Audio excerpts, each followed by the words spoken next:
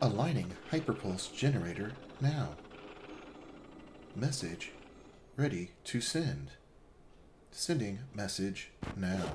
Enough of that corporate direct chummers. Now's the time to listen to the best decker in the Matrix. I'm bringing you an interview that'll interest all you mech warriors, runners, and adepts out there.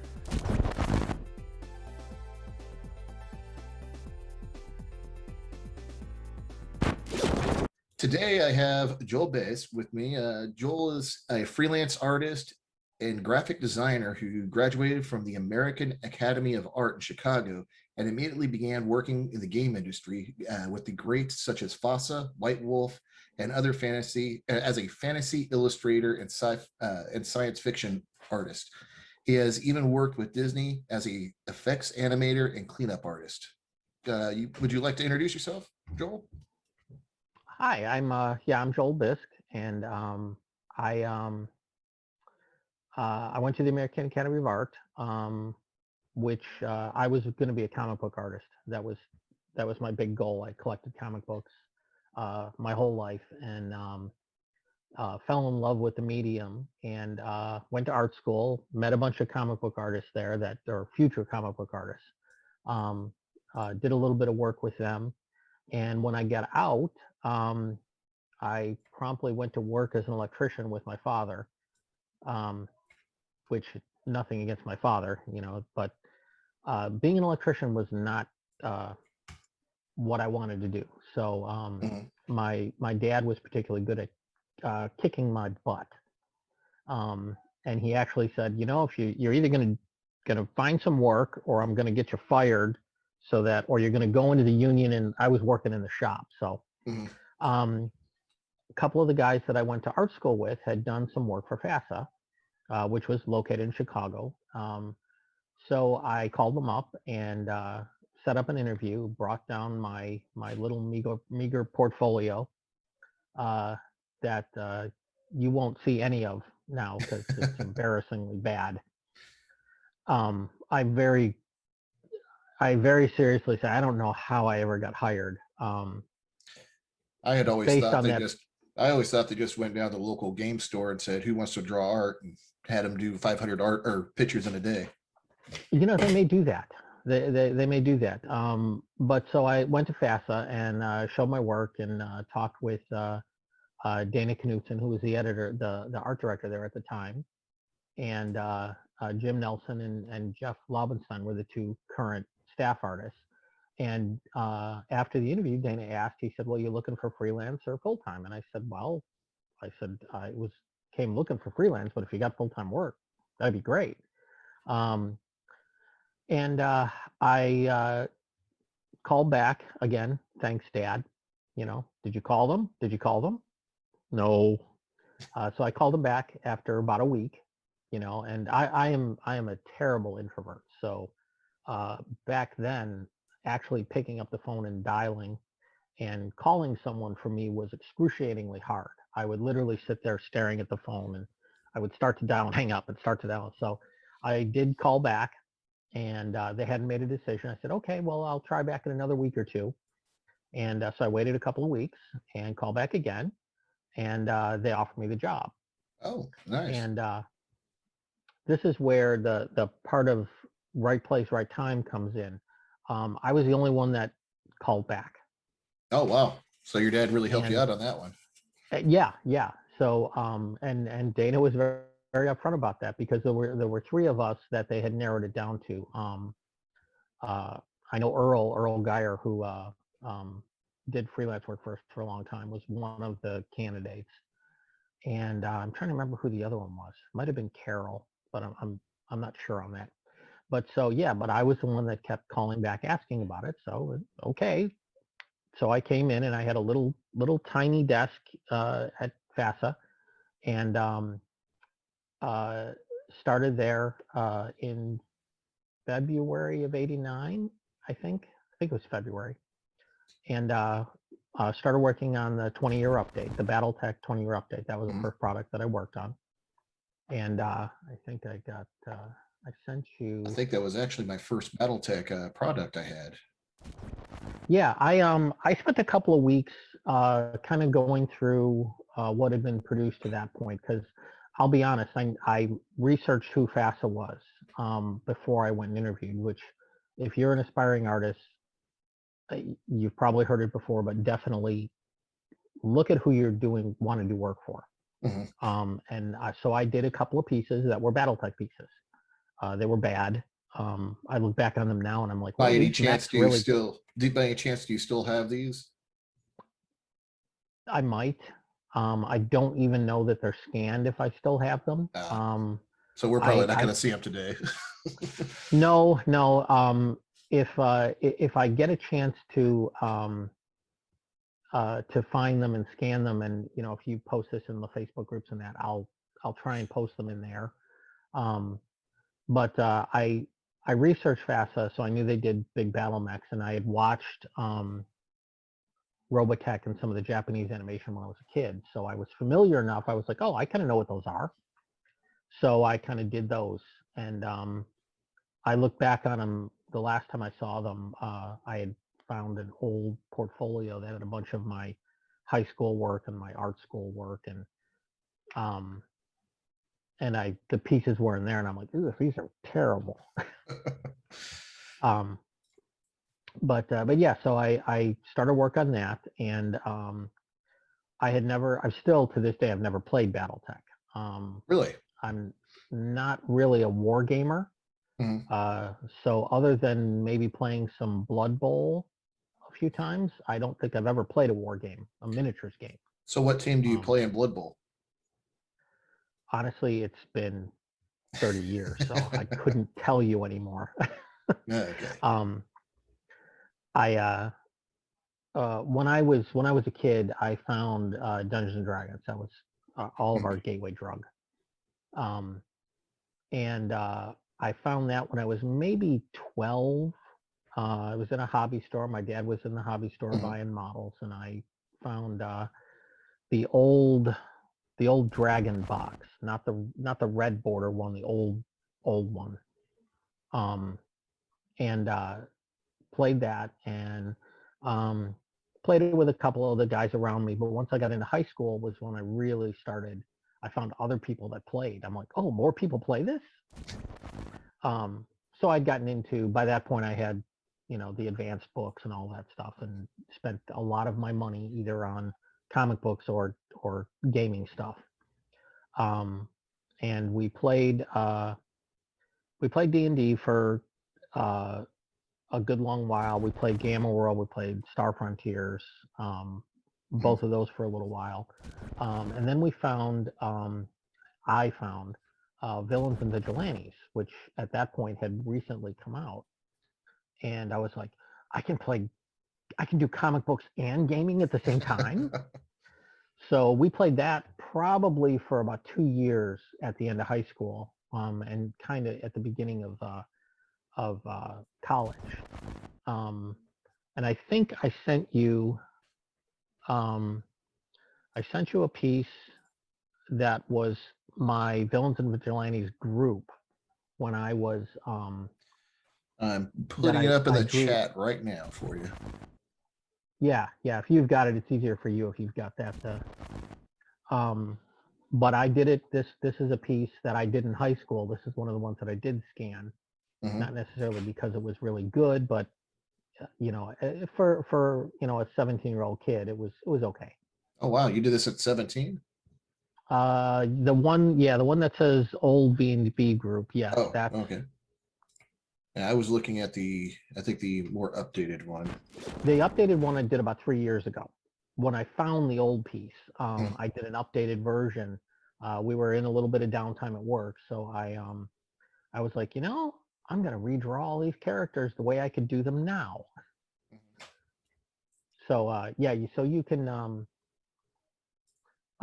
see the difference in 30 years in training, and a lot of stuff that kind of went there. But so I did a lot of, even my gaming was kind of comic based, and but basically I had gotten out of art school and found FASA and got hired there. And so outside of, oh, sorry. Go ahead. Go ahead. Outside of FASA, what other companies and have you worked for? Um, Back then, almost nobody, because I was a staff artist. We couldn't work for any of the competition. Um, they allowed us to work for magazines. So I did a little bit of work for Dungeon or Dragon, one of them. I don't remember if it was Dungeon or I Dragon, believe one of them. believe it was Dragon. I found some artwork you've done by the or for them. Yeah, I Dragon did a little. magazine. Yeah, a little bit for them. I did some. I did a couple of pieces for GDW's magazine. I forget the name of it, but I did a couple of pieces for them because they were considered non-competitive. So Hmm. any of the work that I did for other game companies came post FASA, actually post Chicago. Once I moved down to Florida, um, that was when I've done work for White Wolf. Um, I had a list over here that I closed when I was looking for stuff. I do the same thing myself all the time. Um, I'm there we actually not go. too good with computers myself.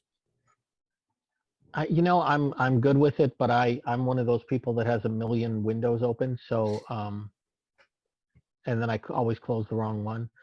Let's see. I've done work for White Wolf. I've done Magic cards. Hmm. I've done a couple of jobs for TSR, WotC. Again, actually, it would have been WotC. It was after they lost. I've done cards for a game called Mage Wars. Hmm. Um, I've worked for Battlefield Press, for Hero Games, Gaming Paper, Hidden City. Um, Wow, you've worked for pretty much everybody, it sounds. yeah, I haven't necessarily done a lot of work for them, but I've worked for a bunch of the different companies, and that was all later in my career once I'd moved down here and was doing Okay. freelance. Uh, Mainly focusing on FASA and White Wolf. What was the creative process, and were you how much elaboration did you or collaboration did you have with writers during the creating a book process? Well, I think I can't speak very well to White Wolf because I was just kind of an art robot. Mhm. They sent me descriptions, I draw the descriptions. Um, the way we worked at FASA, pretty much from the day I started, so I assume that they just kind of always worked that way, was we would get the edited manuscript that would go to our layout department. They would lay the book out and they would leave the holes for the artwork, which was generally, unless there was a request from the developer that we need to have XX illustrated, whether it's a person or whether it's a scene that they really needed to have illustrated. Um, our layout person would just they would leave the holes, and we would then take Xeroxes of the laid out pages and send those off to our freelancers, or keep them in house if we were doing them in house. Um, for me, this was something that I think this was kind of unique to FASA, Mhm. is that we had the books all laid out beforehand. So we had a little bit more control over, okay, we want an illo here. This looks interesting. Um, so we never gave our freelancers or any of our illustrators anything other than the page they were drawing on, or maybe the section if they needed information, and we let them do whatever they wanted to draw. Oh wow. Um, I can't remember FASA ever rejecting a piece in the 10 years that I was there. Um, Partially because I think we gave the artists a little bit more creative freedom that way. Mhm. Um, we certainly, particularly with some of the later things like Earthdawn, where we had a little bit more of a style guide set up. Um, so, everybody kind of knew what we were doing. I came into Shadowrun. I think the Elmore painting came in about a month after I started. Mhm. So I was not in on the very earliest bits of it. They had already started. Bob Charette was already writing the book. Um, Jordan Weissman, the former owner, Mhm. um, he would come up with an idea. And in this case, he had read neuromancer, and was like, this cyberpunk stuff is really cool. He's like, but we got to find a way to make it different. And that's one of the things that Jordan has always been really, really good at, is taking a concept that's already been done and finding some way to make it unique. With Battletech, they had the giant robots. They had the initial Robotech mechs, those original 6 that later got pulled because of legal entanglements. It had to do with copyright law and how the Japanese deal with copyright. I'm sure everybody here who's played BattleTech is very familiar with that. Yeah, that chaos. probably heard about all that chaos. But basically, it was, hey, let's take these giant robots, but rather than doing whatever Robotech had done for theirs, it was, let's make this whole world around, the different houses, and they've gone off into space and taken their own section of space. And and he did the same thing with Shadowrun, where it's like, hey, well, why don't we take this really cool cyberpunk stuff, but let's find a way to work in the fantasy element of, elves and trolls and all of that stuff. And that was really kind of how a lot of this stuff kind of came about. Mm-hmm.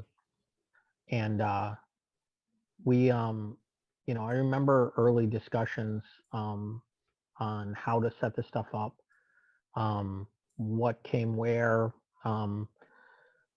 By the time the art department got involved, we were doing, concept sketches and ideas, and a lot of it came down to Jeff Laubenstein, who really just the guy would sit there and like, here's a doodle, here's a doodle, here's a doodle. He would fill up sketchbook after sketchbook with just ideas pouring out of his head. Oh, wow. So just literally pouring out of his head. So there is a little bit of truth to the legend of the 500 pictures in one day. Yeah, I don't know, maybe that 500 finished pictures, but yeah, Jeff is he's very prolific when he wants to be, but he was very instrumental. You can see all the original archetypes in the first edition are his. He was just so good at that, and so by the time that I had gotten there, they had kind of started to nail down a direction, and Jeff was actually just starting to work on some of those original archetypes, and we just kind of, went from there. Finding reference, finding ways to make it look futuristic, which is now laughably dated. That's one of my favorite things about a lot of the FASA stuff is I think the retro 80s futurism really kind of, especially in Battletech, kind of has a cool style even today, and even if it's dated. Well, it's interesting because if you look at that, and a lot of the stuff that we all, at the time, FASA still had the Star Trek license. Next Generation was brand new at that point. It was only a couple years old. And I still think now that, Picard was sitting there with his data pad, and now I've got an iPad sitting behind me over here that does the exact same thing. Probably better than anything they had thought. Yet we still don't have spaceships. But look at you and I are across the country. About as far as you can get and still be in the continental United States. And none of us back in the late 80s and early 90s would have ever dreamed that this would have been possible in our lifetimes. I mean, video camera, video phones? No, there's no way. So, like the fact that we had people plugging big wires into the data jacks on the side of the head. So how did that, over time, how did that influence the art you created and for these different genres? Well, I think that depending on what the genre is, because Shadowrun was futuristic, everybody still looks like they're right out of the 80s, even though it's, even though things haven't necessarily changed all that much, you kind of go with what you've got. And the things that we did that we thought were advancements at the time, really weren't. particularly when you look at how far we have come with technology. But so for us, a lot of it was, seeing what the flavor text that was coming in from the game. Rule books are a little bit harder to illustrate because there isn't necessarily a whole lot of flavor text. They're giving you all of the info you need to play the game. So a lot of what we drew back then was very general, for lack of a better term. Jeff really kind of hit the style. So a lot of, when you're talking about cyberware and stuff like that, a lot of it was really obvious and clunky and probably not at all what even today you would think about doing as cyberware. You could do it, nobody would see it now. Yeah. Which isn't as interesting. It's funny because I've done a bunch of jobs for FanPro and then Catalyst over the years for Shadowrun, and when I got back into doing some Shadowrun work after a long time out of it for Catalyst, I was a little surprised at what the books looked like, because as I drifted away from gaming entirely when I got to Disney, I didn't have time to freelance, so I didn't. So for 5 years, I didn't do any freelance work.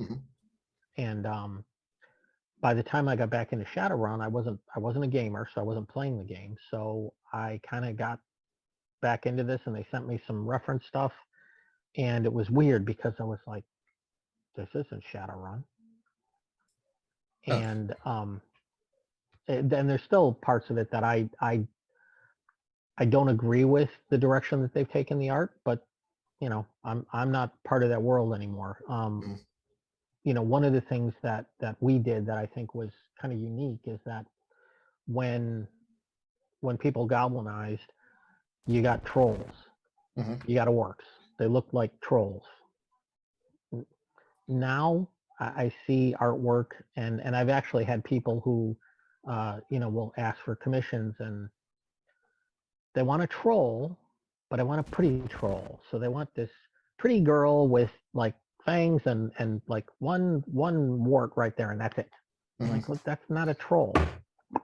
That's not, they're not supposed to be pretty. They're trolls. One of my favorite there's a lot. Well, and and that's the thing, is that kind of stuff was fun to draw, and it was really fun to a lot of times find, okay, what does a handsome troll look like? Male or female, or how do you make them still look like a troll and still have that kind of uniqueness about them that makes them interesting to look at? And I think that was something that to me kind of got lost, and some of that uniqueness that Shadowrun had is kind of gone. They've really pushed the environment in a lot of good ways.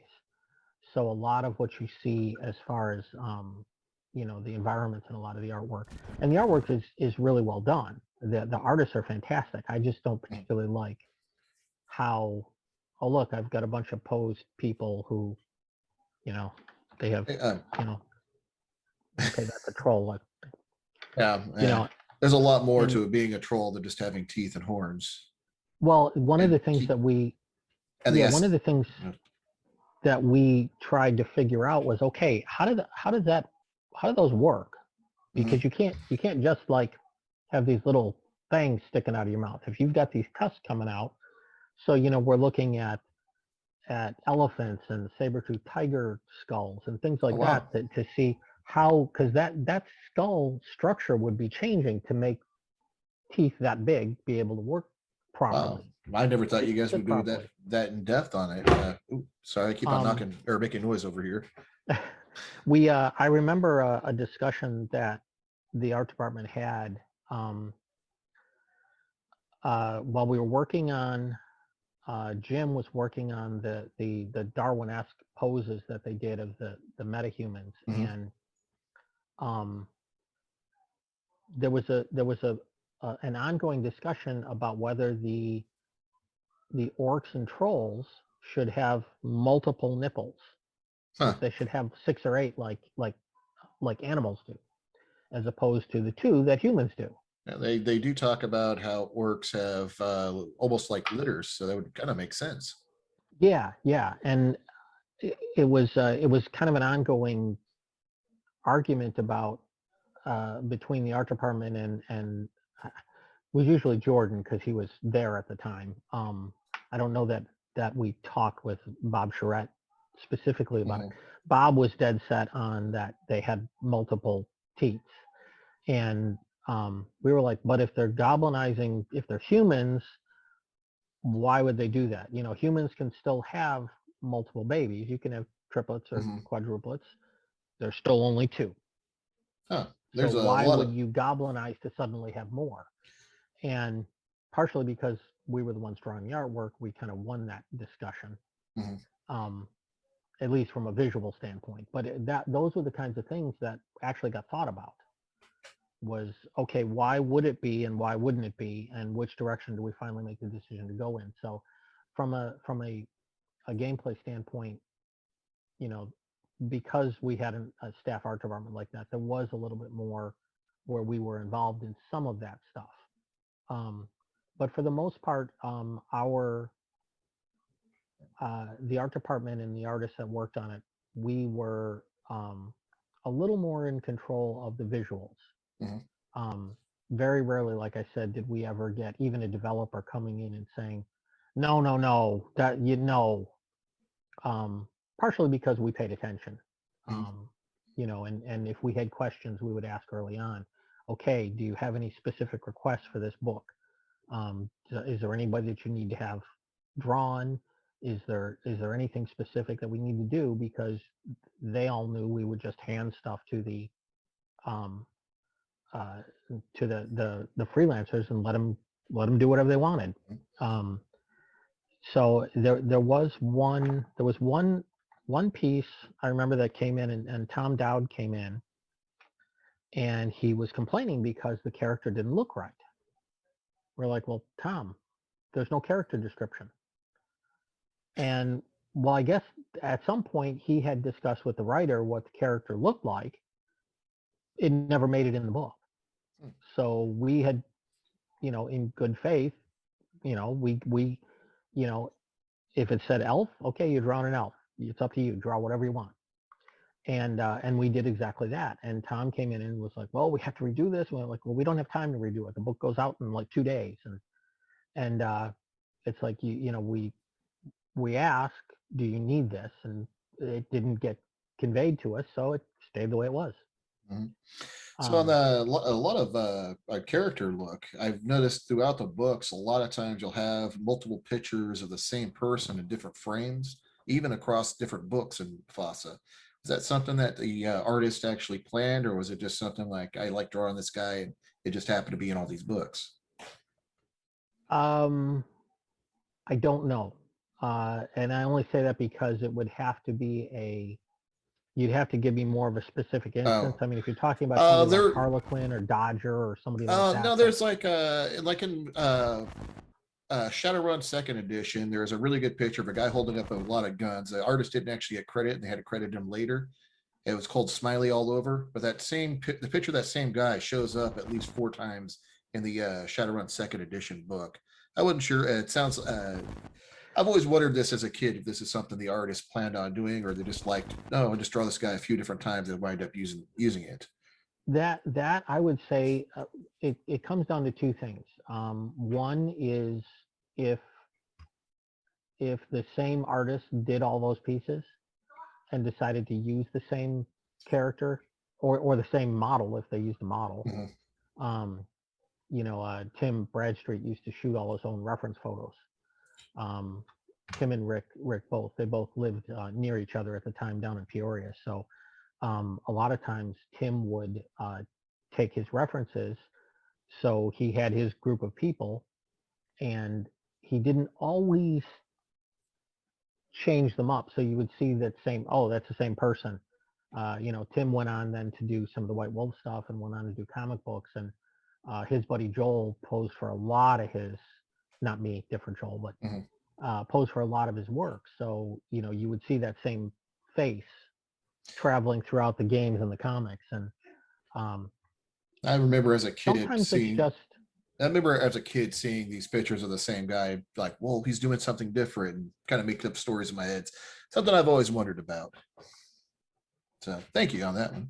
yeah, and like I said, that's there were times where if it was a specific character in the book, then yeah, then that's why it was. But a lot of times it was probably just that it might have been that one of us saw, oh man, look at, Jeff did this really cool character. I'm going to use him here. Okay, So was it so necessarily planned? it wasn't a planned thing beforehand. So, but Not always. it was really cool as a Occasionally, kid but seeing them. Uh, yeah. Overall, FASA or otherwise, what was your favorite game to do art for? Um, Probably Earthdawn. Mhm. Um, Mainly because uh, a lot of the work I did for Shadowrun was very early on in my career, so I wasn't as good. Um, some of my early Shadowrun stuff I cringe at because it's just not very good.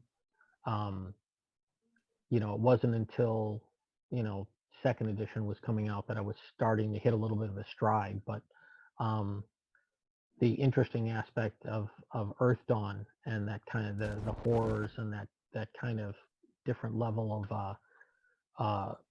of the environment that we got to do with Earth Dawn. Plus, we were also much more involved in the creation of Earth Dawn as artists. We were in very early. Could Um, you explain a little bit on that? sure.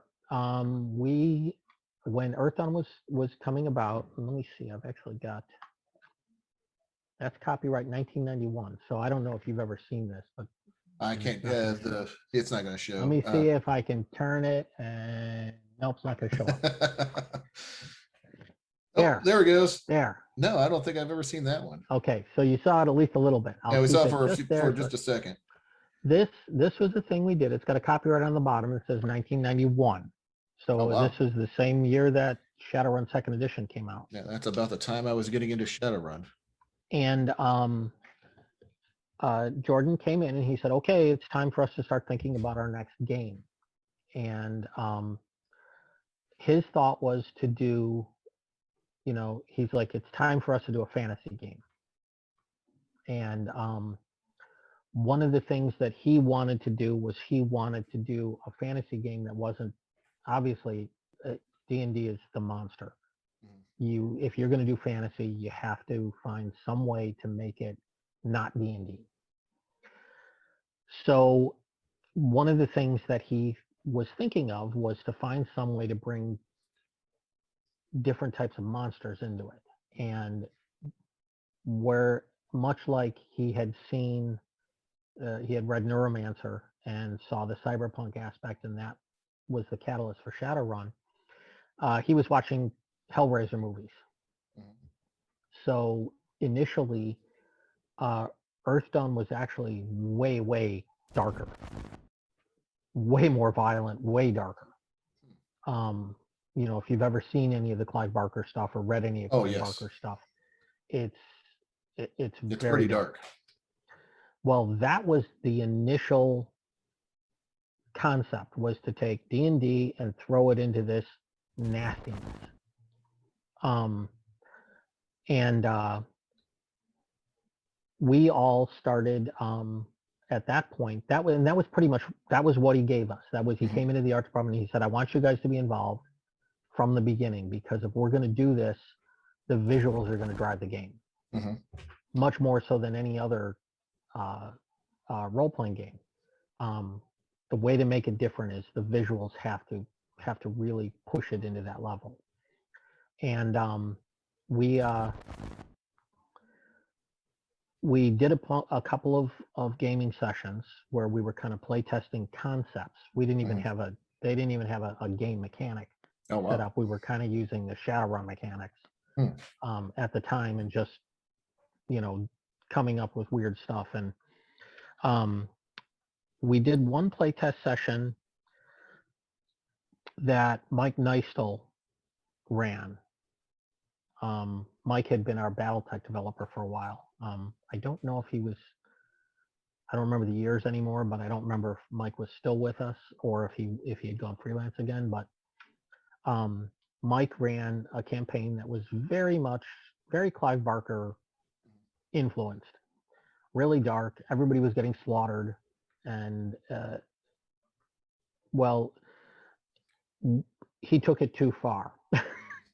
That can happen a lot with horror games. Yeah, and so basically Jordan went home and had nightmares about it. So he said, "Okay, I think we need to tone it back a little bit."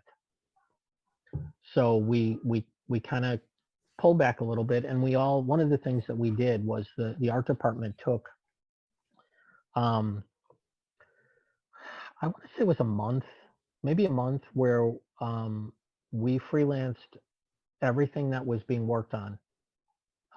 We didn't do any artwork ourselves, and we each got a sketchbook, and I have no idea why it has this title on it. I don't know if we all called ours that or if that's just what I wrote down, but let's see if I can get this to show up. You can see that I called it Operation Babcock, which was a nod to Ross, one of the Mhm. owners, but we all did big sketchbooks full of concepts.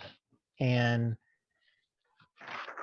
as this is another thing I haven't really scanned, but there's a lot of architecture, a lot of ancient architecture that I'm doing sketches of, some If uh, character.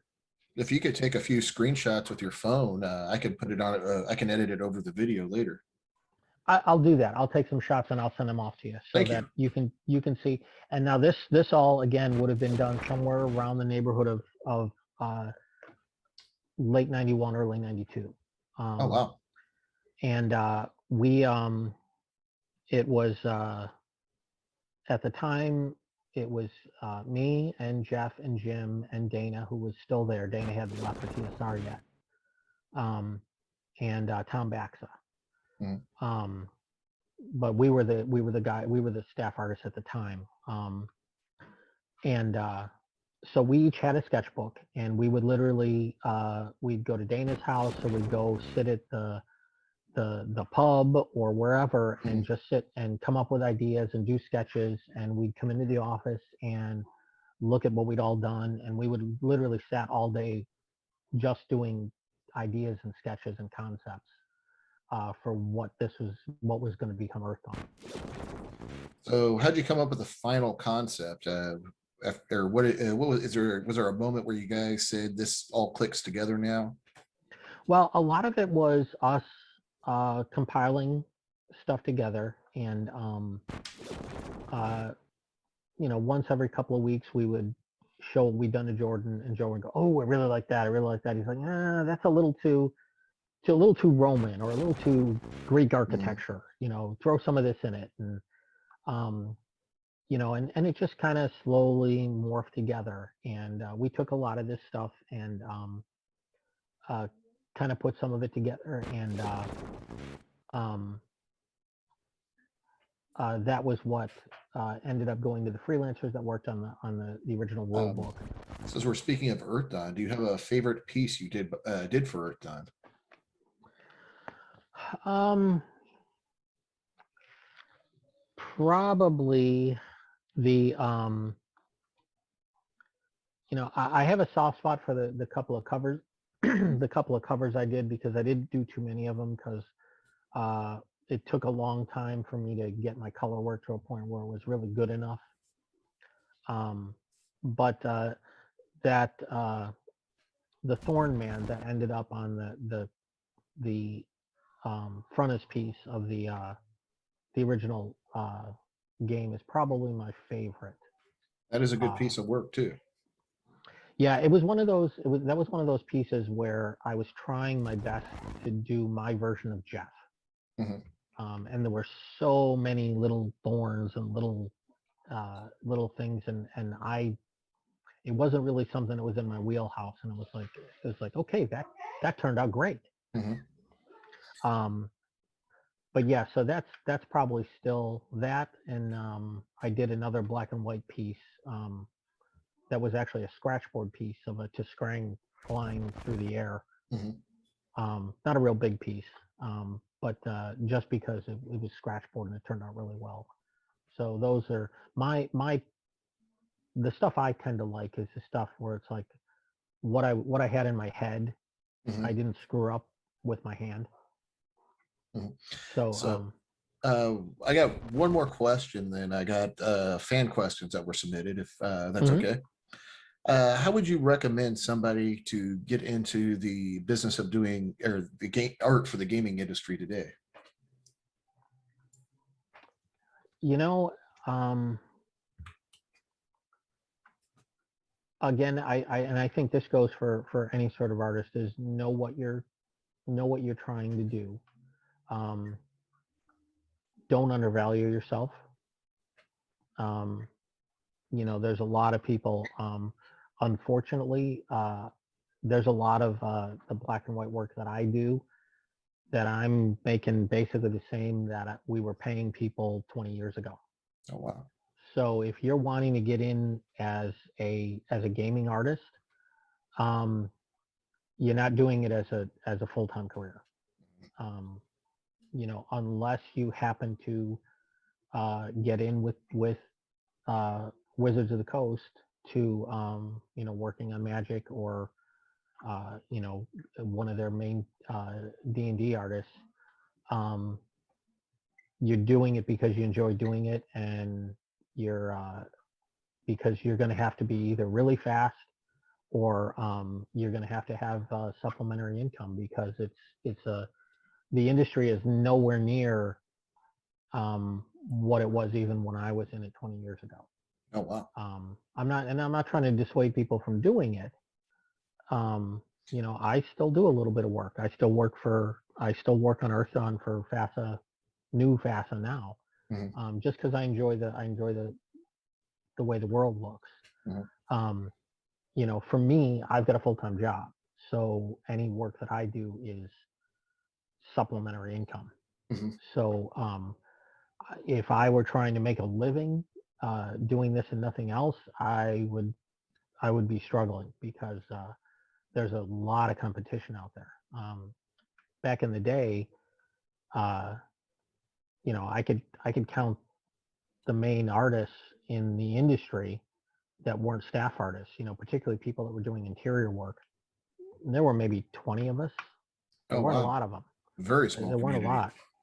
Yeah, I mean, when you look at there were TSR took up a lot of people who um, did their black and white work. Mhm, And then you had the people that did their cover work, and of course TSR did a lot with their staff artists, and they were on a much bigger level than mhm, anybody else was.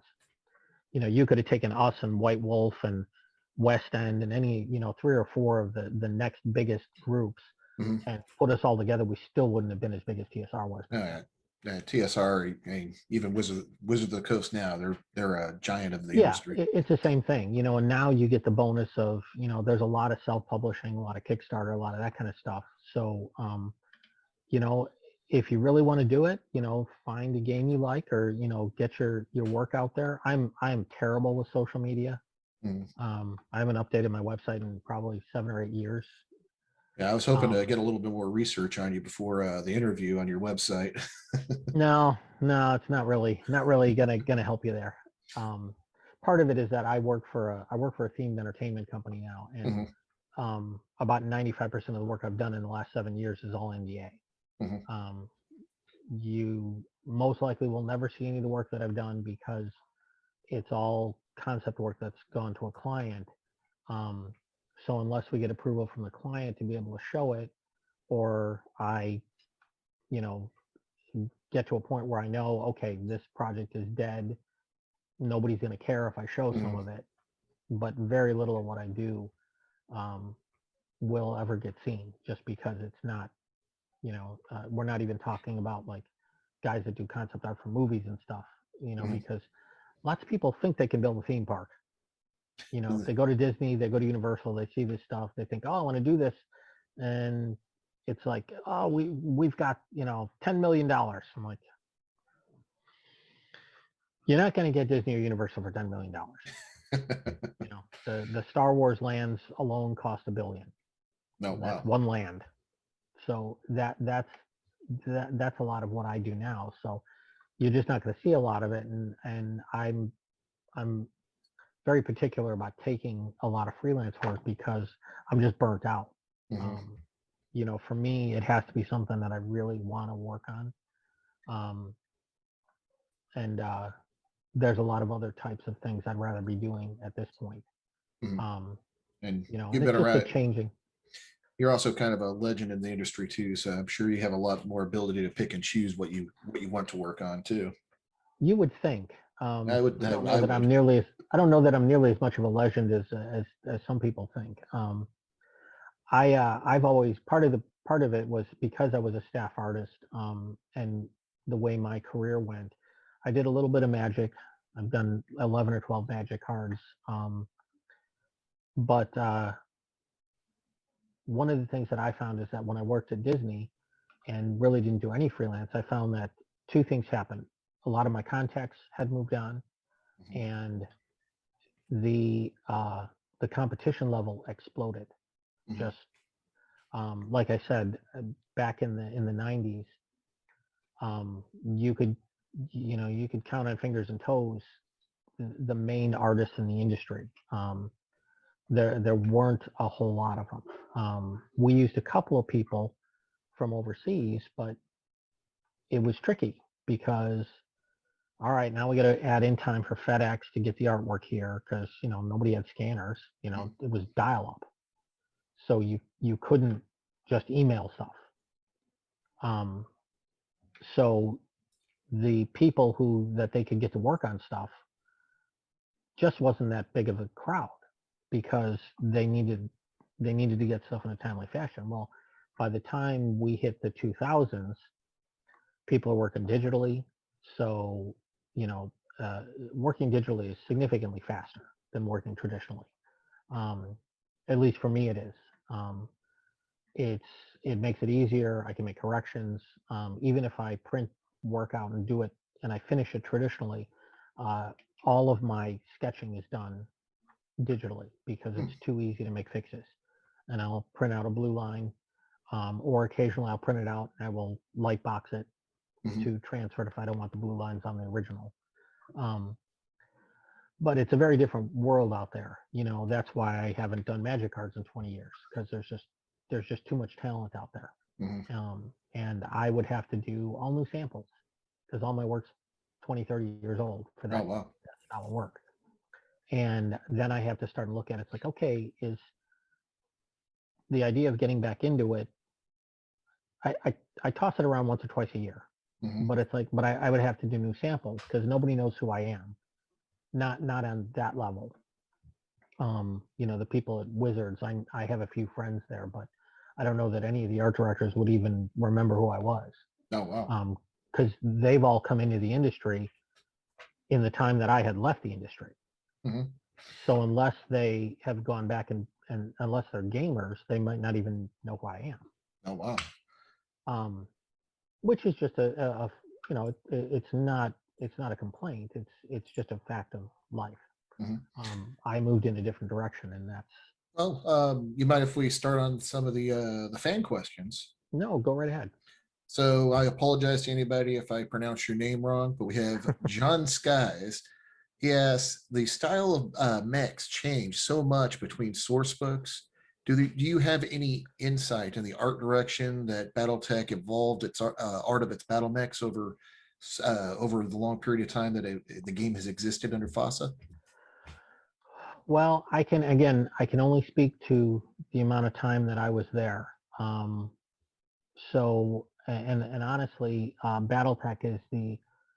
BattleTech was always the line that I was least interested in, Mhm. because the uh, the mechs were hard to draw.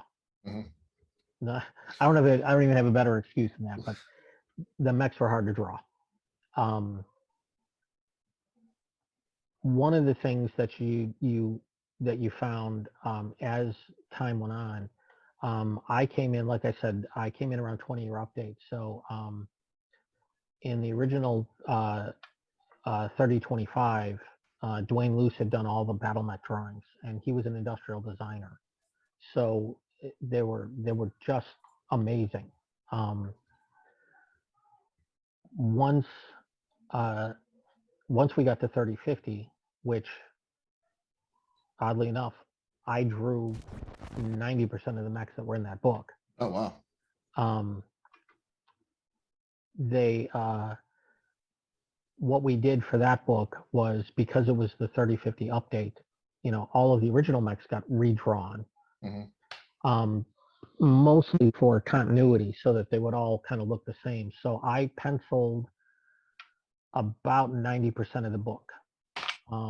Jim Nelson inked everything. Um, Dana penciled a few of them. Um, I don't think Jim did any himself. I think it was either Dana or I, and then Jim inked everything so that everything would kind of look the same. And he kind of did his take on what Dwayne had done in the first book, that to give it more of an industrial style versus a pure illustration. Um, and it was a big learning process for me because I was still pretty new at that point, and coming from a I want to draw superhero comics Mhm. background. Um, I very quickly realized how difficult it was to draw a battle mech to both look like it was a big, heavy, clunky machine and to make it interesting. So I did a lot of stuff early on where it's like, well, that couldn't actually move like that because that leg would just snap off because there's no way it's got that kind of a joint on it. Mhm. Stuff like that. So I think as time went on, we found some freelancers who were really good. Earl Geyer was always really good Mhm. at making the battle mechs look real. Um, Doug Chaffee, who did a lot of covers, Doug passed away a few years ago, but Doug did a bunch of covers for us while I was there. He was so good at them, so good at making them, just making them look like machines. Mhm. They really looked like they were war machines, um, as opposed to people in metal suits, which is kind of what mine looked like. Well, I think that's been a big issue on the mech art design over all mech games. Is often they look like somebody in a suit versus an actual war machine. Yeah, and I think that's part of the inconsistencies that I think you'll see is that, depending on who's doing the artwork, they may not be good at making them look like war machines, or they may be only good at making them look like war machines. Mhm. Um, so that's the thing. For me, it was always really hard, and I tried really hard to kind of ground them that way, but for a lot of that early stuff, I just wasn't good enough. Frankly, I really I've always struggled with enjoyed your that. battle mech art myself. So It was what I could do at the time, but it was those battle mechs. Sometimes they flowed right out and they were nice, and sometimes I would be drawing sketch after sketch after sketch, trying to get it to feel right. do you have a favorite battle mech, Um, both to draw and just one you enjoy?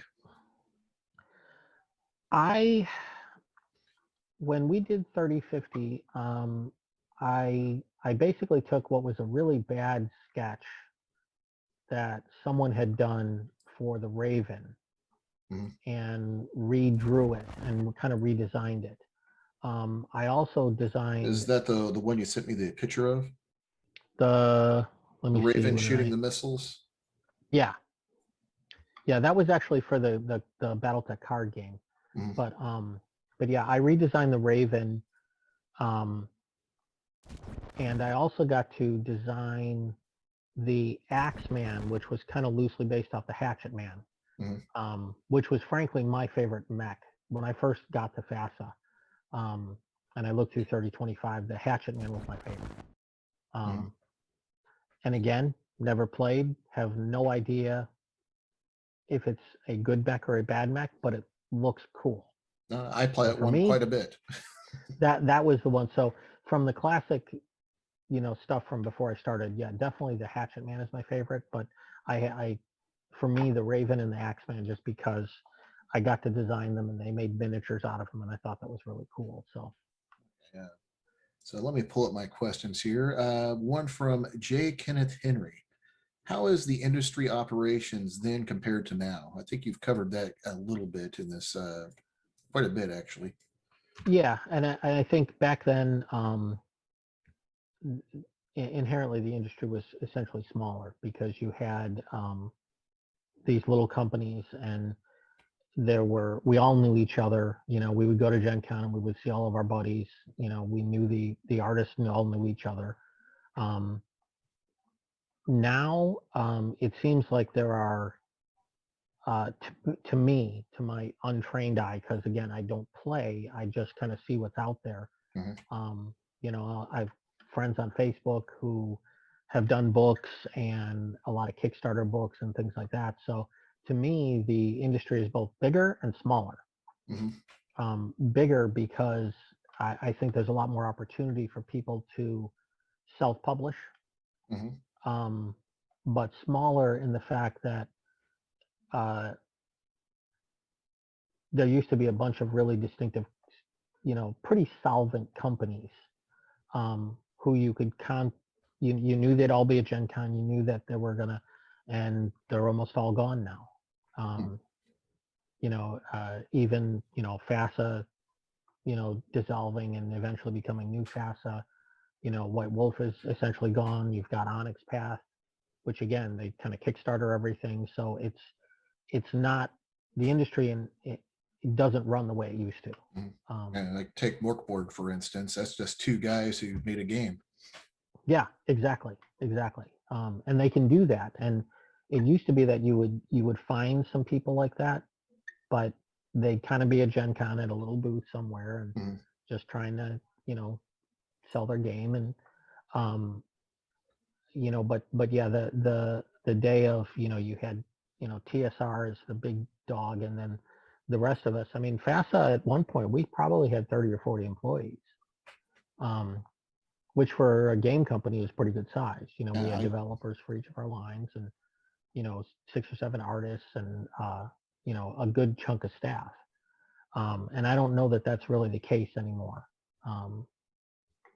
with most of these companies. I think they're much smaller. Mhm. So J. Manuel Alves Jr. asks, "What is the most challenging artwork you have done to date, and why?" Um, I'm assuming he's asking about gaming artwork. Um, Probably anything with a battle mech in it, to be honest. uh, just because that was always they were always, like I said, really hard for me to deal with. That and uh, a lot of my color art. I still struggle getting color where I want it to be. So that's always more of an effort than it should be for me. Okay, Lou Press, you know how to say his name, Prosperi, Hmm. Earthdawn guy. He asks, and you've talked about this a little bit, I think, is your favorite Earthdawn art done by you, and your favorite Earthdawn piece artwork done overall by anybody. Um, yeah, and again, my favorite is probably the Thorn Man, the Mhm. Thorn Man or the Flying Screen. Um, my favorite Earthdawn art done by anybody. There's a lot of good Earthdawn art. Um, I've got two. I've got one, and I'm gonna call Jeff out on this again. Mhm. Um, Jeff did a troll nethermancer. It's a black and white piece Mhm. that I've been trying to get him to give me the original for years and years and years. So Jeff, if you watch this, I'm still waiting. Every time I post on something on his page, or I'm still waiting. Yeah, tag him I've told when I post this. Tag him so maybe I can get an interview with him too. I have stacks and stacks of artwork. Whatever he wants, I've told him that repeatedly. Just I want that piece. Um, and there's a color piece that Janet Lucio did of an Obsidian. It was an interior color plate, and he's just kind of sitting there in this chair. And when she sent that original, and I'm like, I want to steal that. I didn't. They hung it on the wall. It was on the wall for years. I don't know whatever happened to any of that old artwork when FASA closed, but yeah, that piece. Janet did a lot of really really nice artwork for Earthdawn. Some really special stuff. But yeah, that Obsidian Man, just I could just sit there and stare at it for Mhm. weeks. Okay. Oh wow, I'm not sure how to pronounce. I'm gonna slaughter this name, so I'm sorry. Glendon Conley asks, "Where did you draw your inspiration from, and what specific artist and architecture styles did you find most helpful?" Inspiration. Um, as I was growing up, it was 90% comic books. Um, I I am 54, so I started reading comic books in the mid to late 70s, and for me, I found John Byrne and his X-Men. Mhm. And when I was in high school, everything looked like John Byrne. Well, it looked like my really bad version of John Byrne. So he's always been a very big influence. Um, uh, yeah, the John Byrne and Terry Austin X-Men stuff. Um, as I got a little bit older, I could list bunches of comic book artists that have been inspirations over the years. Um, Once I got to FASA and started to actually kind of grow beyond comic books, there was an illustrator in the early 1900s, worked through about the 1940s or 50s, whose name was Joseph Clement Cole. Mhm. Um, and you can, if you look through a lot of my Earthdawn work and you look up his work, you can, I wear that one on my sleeve. Um, Bernie Wrightson, um, Franklin Booth, going back from Bernie Wrightson, a lot of those early 20th century illustrators, Alex Raymond, uh, Williamson, Frazetta, all of those, Mhm. the normal ones. But from a black and white standpoint, yeah, Joseph Clement Cole has always stuck with me. Um, my more modern influences are probably much less uh, game oriented. Ralph McQuarrie, uh, definitely, um, because Star Wars is why I do what I do. Um, I've still got my original uh, Art of Star Wars, Art of Empire from when I was 10. Um, Richard Schmid, who is a fine art painter, who was one of the, he had gone to my school. He was there teaching um, when I was there. So he is certainly not anywhere in the realm of fantasy based, mostly landscapes and portraiture. But he actually just passed away a couple of months ago, but he is probably one of the best. He was probably one of the best artists on the planet. Mhm. Um, you know, did a lot of teaching books, and if you want to learn how to think about making art and painting, go find Richard Schmidt's books. Mhm. So, Mr. Conley also asks, and I know you're not a gamer. What is your favorite game to play? Or I know you said you hadn't played in 20 years, but when you did play, what did you have most fun doing? Um, as a kid, again, Villains and Vigilantes. We also played the old TSR Marvel Superheroes game, Mhm. which was mostly just because they were comic book games. Um, uh, but honestly, the most fun I had was playing Dungeons and Dragons in the early '90s, Mhm. because our DM and our game group was really good.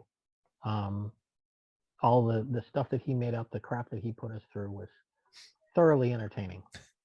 But yeah, and I don't even play video games, so Uh-huh. I couldn't even like point you at Sounds video like games. comic books has had a lot of influence in your art style and the way you do things. Yeah, yeah, comic books very much so. Comic books, and then later uh, film, Mhm. um, and the concept art for film. Like I said, Macquarie, um, even some of the later artists that worked for ILM, uh, Ian McCaig, um, those guys that were so good at what they did. Mhm. that um, those guys are the ones that I still look at when I'm doing artwork. So yeah, there's not so much in games. There's a lot of good gaming. I've got a ton of art of books, even though I don't play any of the games. Mhm. So for me, it's more like the visuals. When I see the visuals, or I see something online um, where it's like, oh, who did that? You know, and I look at ArtStation a lot just to find games, you know, and I'll look at, uh, I actually will occasionally look at a video game and think, oh, I want to play that just because of what I've seen of the artwork. And then I never do. Okay, the next one question I have is from Joel D. Pippa. He asks, what part of your style that has changed since you worked for those properties do you think would improve or enhance work for those doing properties today or working for those properties today? Can you say that one again? Uh, I copied and paste this, so bear with me a little bit, and I'm terrible at Hmm. reading. What part of your style that has changed since you worked on those properties, being the games you've worked on, do you think would improve or enhance the work that is being done by those working for those properties today? Um, well, I think one of the things for me that what I did back then was the very beginning of my career, Mhm. and what I've done since then, um, both from working at Disney, working at feature animation in Disney, um, taught me a whole new way of approaching how I work. Mhm. Um, a lot of my uh, a lot of my style and technique has really evolved over the years, just as I've gotten better. I've gotten better Mhm. at looking at things. I I think that I've learned how to use reference better, um, and I think that's something that can always be a good thing. Is the best artists are the ones that you either think they used reference and they really didn't, or they didn't use it the way you thought they did, um, or they've built it all into a cohesive image. Um, I still see so many people who will like take photographs and not understand what doesn't work in the photograph because it's a photograph. Um, you know, and that's something that I think for me personally, um, the evolution of where my work has gone is just light years from anything I would have done back then. Um, And how do you think that those lessons that you've learned could help those who are working in the industry now? um, I think I think that there's a lot of people today um, who because of computers, I don't think that they necessarily got as well-rounded an education. Um, Mhm. you can go online and you can get YouTube videos. You can go to Schoolism, and there are some amazing teachers out there that are doing online lessons. I've got a bunch of online lessons. I have a bunch of friends who do online lessons, and the stuff is brilliant. But you have to know how to apply that, and that's something that the times that I've spent working in a studio with other artists at FASA, um, I can't stress enough the impact that Jim and Jeff and Dana and Tom and Tony and Mike, you know, you can go look up and see what the last names of all those artists are. But Mhm. the I gained more working with those other professional artists than I ever got in art school. Art school taught me the understanding of the basics and how to become an artist. Working next to these guys every day is what made me who I am, and it continues to make me who I am. And I think that's something that can get lost, is that there's a lot of people. I can't tell you how many times I'll see people on a Facebook, group or something. Oh, you don't need to go to art school. You don't need to do this. Maybe you don't, but you need to have real life interaction with other artists. You can't just be posting it online, Mhm. because you can't always sift See the through. creative process that's involved. Yeah, you don't get the creative process, and you get a lot of people who are internet know-it-alls, Mhm. for lack of a better term. And um, for me, you need to find yourself a group. Go do life drawing. Go sit. And I understand that COVID kind of killed a lot of that, Mhm. but I still do life drawing whenever I can. Um, Not only because that thinking is kind of cathartic, but because the other people around me, the other artists around me, inspire me. There's Mhm. nothing better as an artist than to look over and see somebody next to you making artwork, Hmm. and it makes everybody better. Yeah, I think that kind of goes for all things. Matt Ness asks, you covered a little bit of this too, actually quite a bit. Did FASA have ask many revisions, and did they have a particular art look they wanted, or did you just get to do whatever you wanted? Yeah, and yeah, I did cover some of that. We did not FASA, like I said, I can't remember, particularly for the interior work, ever asking for a revision. We were a little more particular with cover work. Um, you know, where we get the sketch gets approved, then you get the final. Um, we didn't even get sketches generally for our interior black and white work. Um, we just got the work back, and 99.5% of the time we were pleasantly surprised with what we got. Mm. Um, which again I think is definitely very different in the industry. I know even the stuff that I do today, um, I still end up sending sketches for my interior work, just because there's always something that somebody wants to see before they don't want to just say, here, take it and run.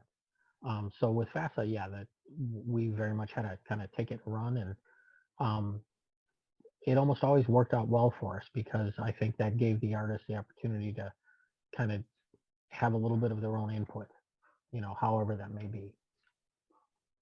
I have excuse me, Mason Hart asks, among the contemporary artists that you have worked with, which one has challenged you the most to do better art?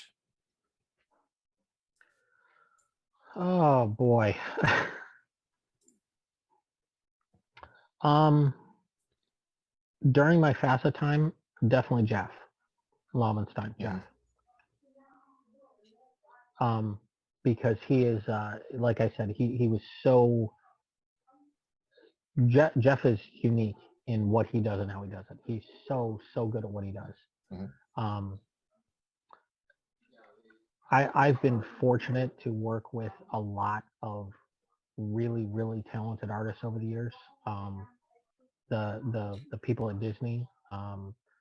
That's one of the things about, when you think about Disney and feature animation. And I worked out here in the Florida studio, and there were about 150 artists there, in the different departments, and you don't know most of their names. You'll never know most of their names, and the amount of talent that was in that building, um, is just astounding.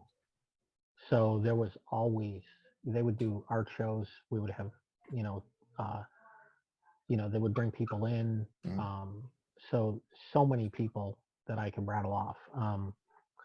My friend Aaron Blaze, who he directed Brother Bear. He was the lead animator on a number of different things.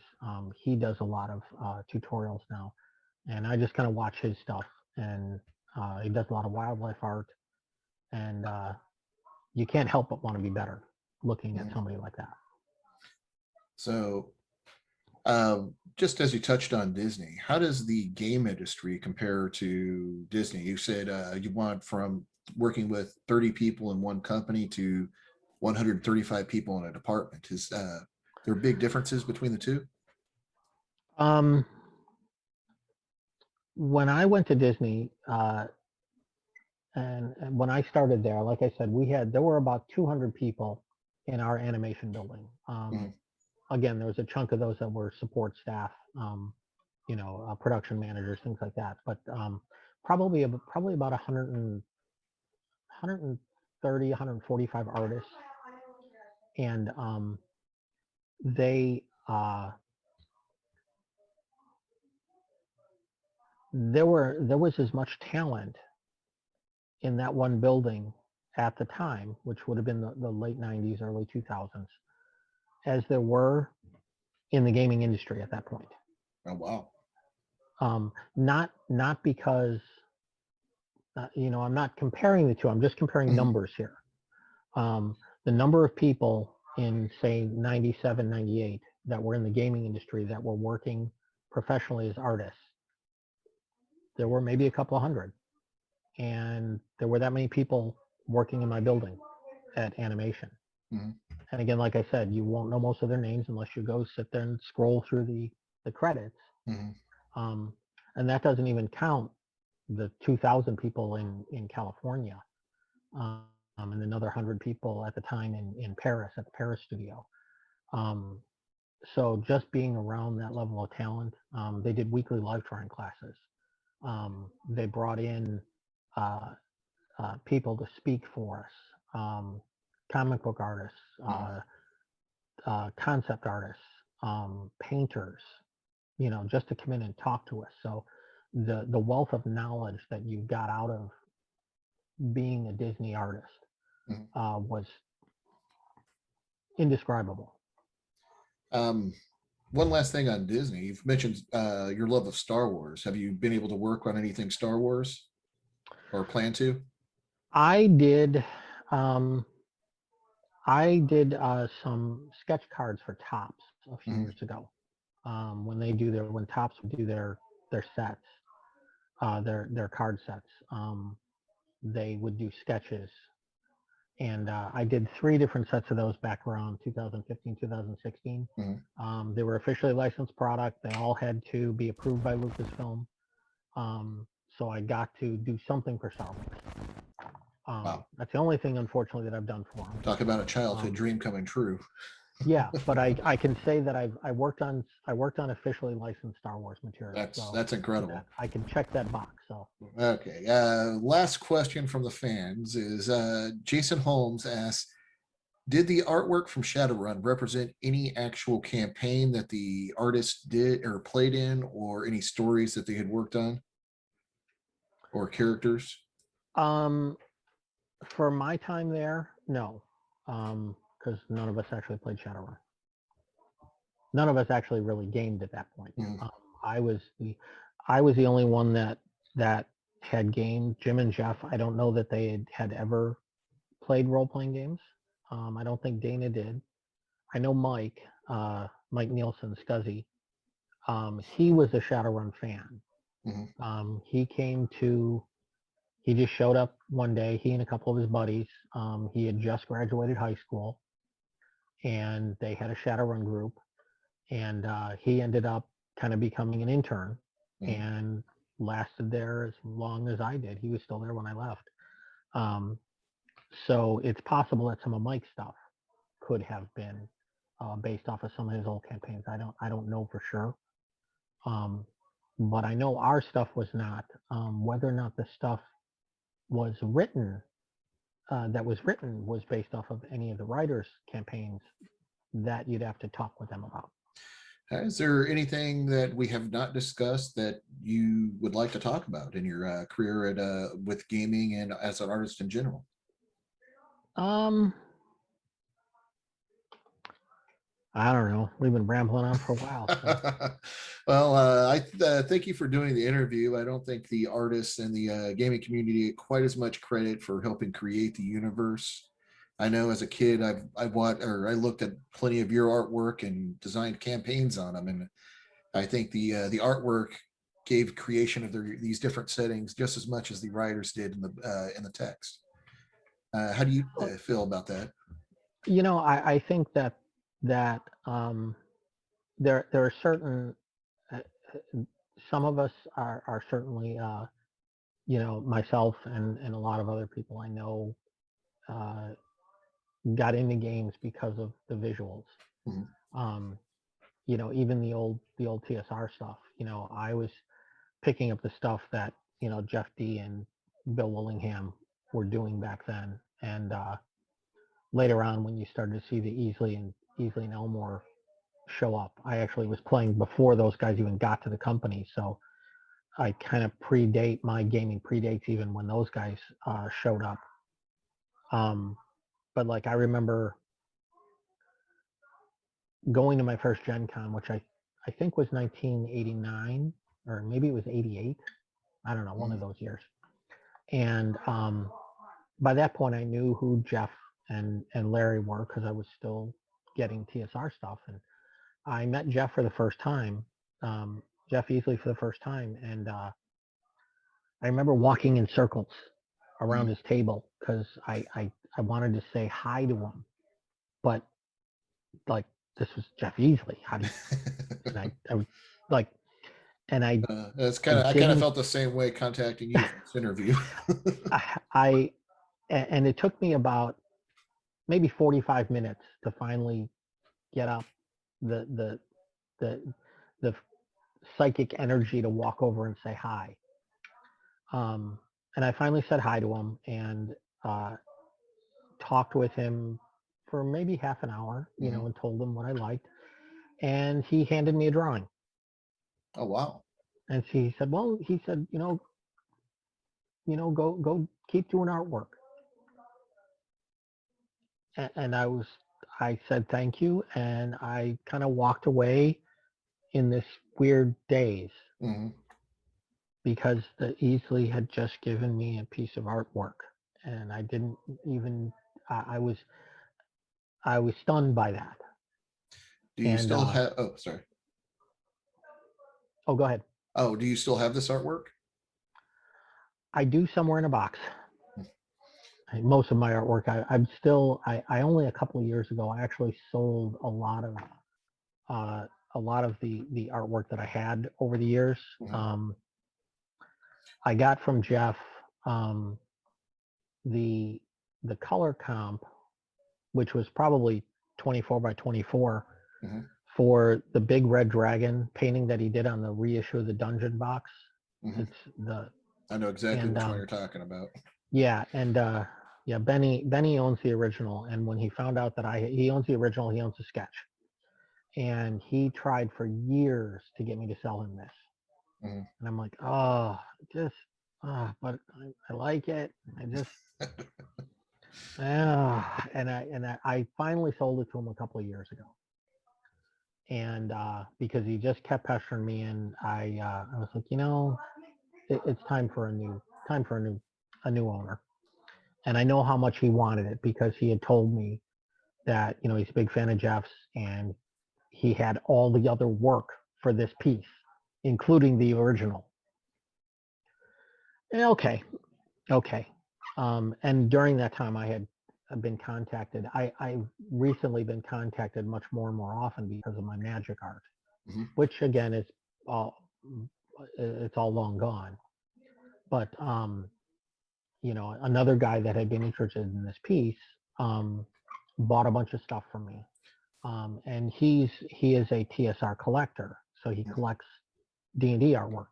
So he's like, "Well, do you have any other D&D stuff?" And I had a whole bunch of stuff that I'd gotten from guys over the years. Mhm. Um, so I was like, it's all just kind of sitting in a flat file here, and so I sold him a big giant pile of a bunch of artwork that I Oh had. wow. Um, and I've still got a few pieces. I don't have a lot of original artwork that isn't mine anymore. Um, Do you have a site or a place to go buy artwork from you? I'll link it in the description of the um, video. You can actually, if you're on Facebook, you can just contact me through Facebook. I do have people that will go to my website and uh, send me an email from there. Mhm. That part of it still works. I don't actually have a here's the artwork I have, here's how much it is. Usually I just get contacted, just through one of the. I'm not Mhm. real hard to find if you know what you're looking for. Um, So yeah, but yeah, I've got piles of artwork, and if I happen to have something that somebody likes or wants or like from their youth, and it's still here, I have no problem selling stuff. Okay. You want me to just link your Facebook and your website? Yeah, that's fine. That's fine. Okay. Well, I want to thank you very much. It's been quite an honor interviewing you today. And if you know anybody else that's from the industry that wants an interview, I'm doing this as a hobby now that I'm retired. So it's just for fun. So if anybody wants, Yeah. send it my way. Well, and yeah, certainly I'll talk to the guys, the old FASA guys. I still keep in touch with them, and I think I some of them are appreciate even in that. the groups that you're. So I think I just I flagged you down in the Facebook group, Shadowrunners Union, or was it yeah, the Earthdawn? yeah, One of pretty the two. much, and yeah, and I think Jeff and Jim are both in there. I can't speak to how busy they are or Oh how yeah. well they're doing interviews, but for me, it's like, yeah, well, for me, it's just a matter of finding, you know, okay, here's some time and I can do it. We can block this off. Um, Huh? but yeah, I haven't, I like talking about the old stuff. It's kind of fun, even though I'm not really an active part of the industry anymore. I still, when you can see when people post, it's like, if I've got old stories, I have no problem telling them because Mhm. they're entertaining. And you've helped me find the credit for some lost credit artwork for FASA quite a few times in those groups. Yeah, I've actually had to help Josh a couple of times with Earthdawn stuff, Oh wow. where he's like, okay, we've got copies of these books, and these are the names that are in the. I said, well, we tried really hard to make sure the right names went in there, but that didn't always happen. Hmm. But yeah, and a lot of times if the artist doesn't sign their work, we may know who it was. Um, but it doesn't always. I mean, I don't even always sign my work. Um, Usually because I'm rushed and I forget. Hmm. I try to put my little scribble on there when I remember to, but it doesn't always happen. So, but yeah, I had a lot of good times at FASA. I loved working there. It was a great place. It was a bunch of great people. Like I said, I left because I moved here, so Hmm. I didn't leave because I was like, I'm sick of this place. I need to get out of here. I actually worked with them remotely for about a year. And as the industry changed, right around the time that they canceled Earthdawn, they also downsized significantly. So Hmm. my being down here, um, I was I was one of the people that got let go at that point. I think Jeff did too, because Jeff was working at home. So yeah, but yeah, they really contracted quite a bit, and I think they only lasted maybe another year after that. At that point, maybe a year and a half before they finally closed up shop, which is a shame because there were a lot of good people there and Yeah. a lot of good times. We had a really good crew, and I like to think it shows in the games that we produced back then. It was heartbreaking as I was still a teenager at the time, I think, and it was heartbreaking when they closed down. Yeah, I had very mixed emotions about it because at that point I was removed for a couple Hmm. of years, and a lot of a lot of my friends had already left. Jim had left, and Jill had left, and Jeff was gone when I got let go. And even though we were still freelancing a little bit for the company at that point, Hmm. it was really a shame that they couldn't keep it going. Hmm. But they had to do what was best to keep themselves moving forward. And I think, Hmm. we've all worked out okay since then. Yeah. But yeah, it was a shame that it didn't, it had to end kind of abruptly like it did. Okay. Well, I think we're done. Or you have anything else? No, I don't think so. I appreciate it. I appreciate anybody who wants to Oh sit no, and I listen to me I ramble. appreciate And you more doing this. and but yeah, I had a good time. Like I said, I have no problem yammering on. I'll sit and talk about this stuff for hours. So Okay. Well, you have to cut me off. HPG system check initiated. Intruder detected. Initiating ICE program now. Well, that means it's time to jack out, chummers. See you later.